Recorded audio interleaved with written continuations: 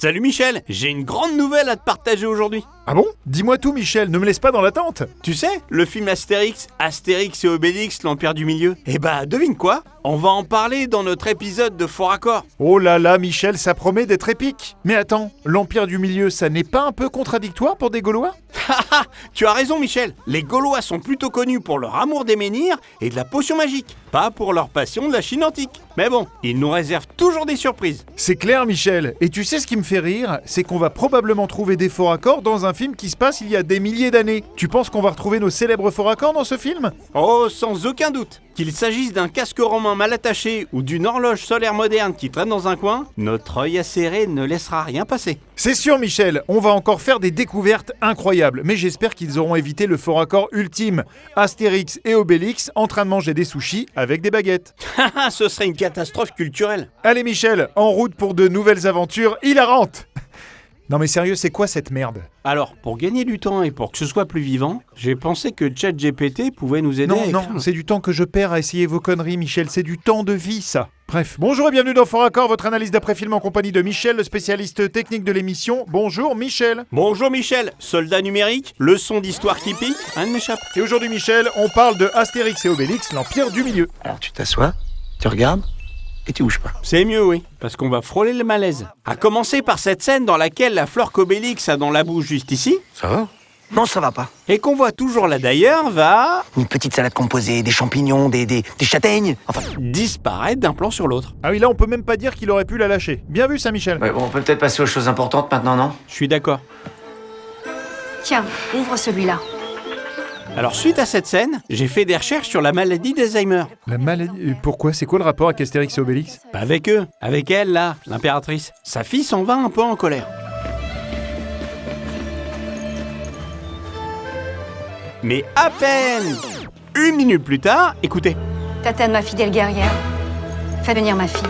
Fais venir ma fille. Elle se souvient même pas que la gamine est partie en faisant la gueule. Comme si la môme avait jamais été là. Ouais, bon, Michel, c'est peut-être pas ça. Peut-être qu'elle se dit que sa fille s'est calmée et qu'elle va revenir pour parler d'un sujet important. C'est peut-être une famille plus équilibrée que la vôtre où on boude pas bêtement pendant des heures. Ah, tu le dis bien. Le dis bien. Je suis pas convaincu, mais bon. Passons à cette scène qui mettra tout le monde d'accord. Puis-je savoir pour qui? Sur la droite, la servante de Cléopâtre, qui marche sur le sol et se retrouve sur l'escalier. Quoi? Vous dites n'importe quoi, Michel? Je vous la repasse. Puis-je savoir pour qui tu quitterais le grand César? Elle, ici, elle marche sur le sol, quand tout à coup, elle est sur l'escalier. Bon, ok, vous dites pas n'importe quoi, Michel. Je vous la repasse une dernière fois. Mais ça a chuté cette histoire! D'accord, je passe à la suite. Pendant ce temps, César, Cette carte, ici, indique à la fois la Gaule et... son immense armée et Rikiki ont pris la route de la soie et progressent à toute vitesse vers la Faites pause là? Moscou? Qu'est-ce qui vous dérange? Bah, ce qui me dérange, c'est que Moscou a été fondé qu'en 1147 après Jésus-Christ, mais à part ça... Et le film se déroule en 50 avant Jésus-Christ, oui. Et si je vous dis que c'est pas tout? Quoi? Bon alors, versus, d'après toi, on passe où? Regardez ici. Ah ouais, bien vu. Moscow, écrit en anglais. Maintenant, je porte un toast. S'il y avait un César de l'optimisation des coûts, je peux vous dire qu'il irait au mec qui gère les figurants. Comment ça? Je m'explique avec cet extrait. Coucher de soleil. Regardez ce jeune homme-là qui passe derrière. Et ben le revoilà. Non, là, vous dites n'importe quoi, Michel. Ils ont seulement tourné la séquence plusieurs fois et... Et le mec passe 2 fois derrière. On peut le tourner dans tous les sens, c'est factuel. c'est un malade.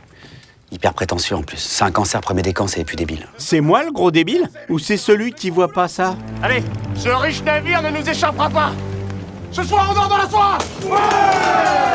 Oui, bon là, je suis d'accord, Michel, c'est évident. Le bateau est pas vraiment en pleine mer, mais c'est comme sur plein de tournages avec des bateaux. Ça, je sais pas. Moi, ce que j'ai vu, c'est Barbe Rouge Allez, ce riche... qui met sa ceinture autour de la taille Ce soir, on dort dans la soie! et la remet une seconde fois sur le plan large. C'est tout? C'est tout?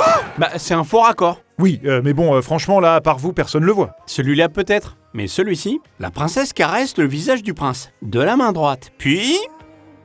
de la main gauche, puis... Des semaines de travail pour rien. des 2 mains maintenant. Excusez-moi, ça va durer encore longtemps les histoires de gauche-droite, droite-gauche? Faut demander au réalisateur. Et si vous le voyez, je voudrais bien comprendre pourquoi le légionnaire Abribus est Abribus interprété par Yann Papin. Alors pourquoi Yann Papin est à cheval, ici, loin des soldats et...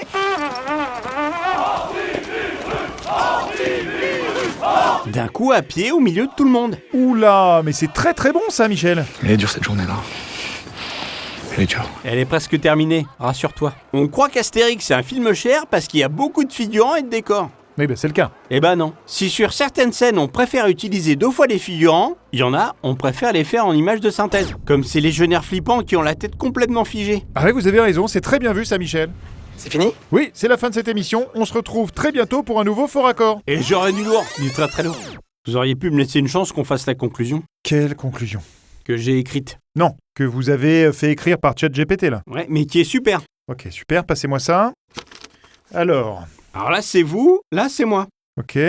Et voilà, Michel, c'est la fin de notre émission Faux Raccord sur Allociné. Quelle émission riche en rire et en découvertes cinématographiques. Ah oui Michel, on peut dire qu'on a débusqué des faux raccords avec une précision chirurgicale. Il est temps de se dire au revoir maintenant. Oui, mais avant ça, Michel, j'ai une question pour toi. Qu'est-ce qui a de Michel des faux raccords à gogo et fait rire les spectateurs? Je donne ma langue au chat. Faux raccords sur Allociné, bien sûr. Vous êtes pas sérieux là? Et savez-vous Michel que tout ceci est écrit par ChatGPT? C'est un peu le 3e larron de la bande, notre partenaire de l'humour. D'ailleurs, qui est le réalisateur préféré de ChatGPT? J'en sais foutre rien, Michel. Steven Spielberg. Parce que selon lui, tous les films devraient avoir des explosions et des dinosaures. Vous devez rire aussi. Non, je vais pas rire à ça, non. Bah, il a marqué sur le script, rire de bon cœur. Mais je m'en fous de ce qu'il a marqué sur le script, Michel. Je vais pas rire à ça, non. Pourquoi est-ce que vous êtes allé lui demander d'écrire une émission Faux Raccord? Bah, je sais pas, vu qu'on peut. Ah, vu qu'on peut. Mais vous voyez, Michel, c'est tout le problème de l'être humain, ça. C'est de pas comprendre que c'est pas parce qu'on peut faire quelque chose qu'on doit le faire. Parce qu'il y a un mec un jour qui s'est dit, tiens, avec ce que je sais, je pourrais peut-être faire une bombe atomique, ça serait marrant.